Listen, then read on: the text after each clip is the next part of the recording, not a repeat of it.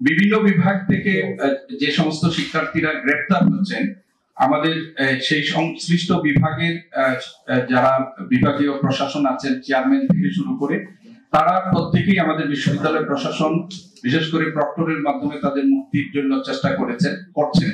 আপনারা জানেন যে এই যারা সমন্বয়ক, যারা ডিবি হেফাজতে আছেন, তারা কিন্তু প্রত্যেকেই ঢাকা বিশ্ববিদ্যালয়ের শিক্ষার্থী, আমরা যতদূর জানি।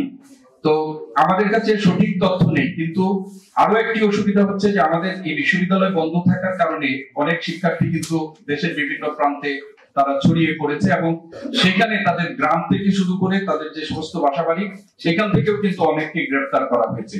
ফলে আমাদের কাছে এই মুহূর্তে আমাদের কাছে এক্সাক্ট নাম্বারটা বলতে পারবো না, কিন্তু সংখ্যাটা যে নেহায়েত কম না, এটা আমরা ধারণা করি। আর আরেকটা হলো যে এই পর্যন্ত ঢাকা বিশ্ববিদ্যালয়ের কোন শিক্ষার্থী নিহত হয়েছেন, এই সংবাদটিও আমাদের কাছে এখন পর্যন্ত নেই। তবে আমরা মনে করি যে আমাদের যারা এই শিক্ষার্থী সহ যারা মৃত্যুবরণ করেছেন প্রত্যেকেই আমাদের সুহৃদ, আমাদের স্বজন। আর আইআর, আমরা জানি আইআর ইন্টারন্যাশনাল রিলেশনসের একজন শিক্ষার্থী, এবং তিনি অন্যতম সমন্বয়ক সম্ভবত। তিনি কিন্তু কয়েকদিন ধরে নিখোঁজ আছেন, এবং তার পরিবার বিভিন্ন জায়গায় চেষ্টা করছেন তাদেরকে, এবং বিভাগের শিক্ষকরাও তারা পুরো বিভাগ এই শিক্ষার্থীর সন্ধান চেয়ে তারা মানে বিবৃতি দিয়েছে। তো আমরা মনে করি যে যারা ছাত্র আছেন, যে লেভেলেরই ছাত্র আছেন, শিক্ষক হিসাবে আমরা তাদেরকে আমাদের স্বজন বলে মনে করি। আমাদের যারা শিক্ষার্থী, তাদের বাইরেও যারা পুলিশ সদস্য সহ সাংবাদিক, প্রত্যেকেই আমাদের স্বজন এবং প্রত্যেকেই আমাদের পরিবারের সদস্য বলে আমরা মনে করি। আমরা যেটি বলেছি যে আমরা আন্দোলনের মধ্যে আছি, বা এই পরিস্থিতি যদি আমরা যদি মনে করি প্রয়োজন মনে করি, অবশ্যই, কারণ আমাদের কাছে এই পদের মুখ খুব গুরুত্বপূর্ণ নয়।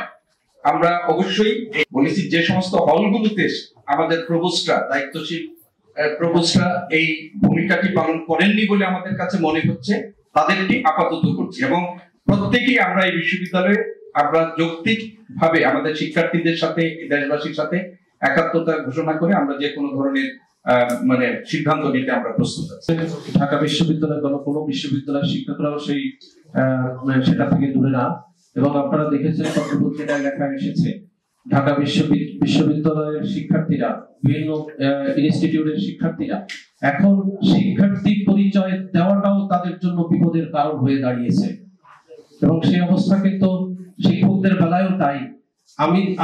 আমি বা আমরাও মনে করি এখন ক্যাম্পাসের বাইরে গেলে আমার পরিচয়টি ঠিক মতো দেবো কিনা, নাকি অন্য পরিচয় দিয়ে বাঁচার চেষ্টা করবো, সেটি আমার প্রশ্ন। সুতরাং আমরাও সংকটের মধ্যেই আছি। দুঃখ এবং পরিতাপের সাথে বলছি যে ঢাকা বিশ্ববিদ্যালয় সহ এই গুরুত্বপূর্ণ শিক্ষা প্রতিষ্ঠানের শিক্ষকরা দেখা করতে গিয়েছিলেন। আমরা ডিবি অফিসে নানা পর্যায়ের ব্যক্তিদের হরহামেশা দেখতে পাই, কিন্তু ঢাকা বিশ্ববিদ্যালয় সহ এই যে বিশ্ববিদ্যালয়ের শিক্ষকরা যারা গিয়েছিলেন, তাদের সাথে সংশ্লিষ্ট কর্মকর্তা, যিনি ডিবি প্রধান আমরা জানি, তিনি কিন্তু সাক্ষাৎ পর্যন্ত করেননি।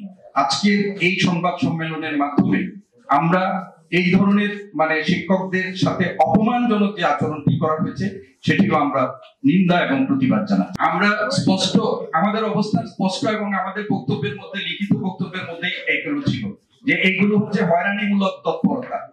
এবং স্বাধীন বাংলাদেশে আপনি জানেন যে স্বাধীন বাংলাদেশে আমাদের যে মানবাধিকার আছে, ফোন চেক করা এবং আমাদের গতিবিধিকে পর্যবেক্ষণ করা, এটাকে আমরা মনে করি যে এটি স্বাধীন বাংলাদেশে আমাদের মৌলিক মানবাধিকারও লঙ্ঘন, এবং এই সমস্ত হয়রানিমূলক কর্মতৎপরতার বিরুদ্ধেই আমাদের অবস্থান, এবং আমাদের লিখিত বক্তব্যের মধ্যেও সেটি স্পষ্ট।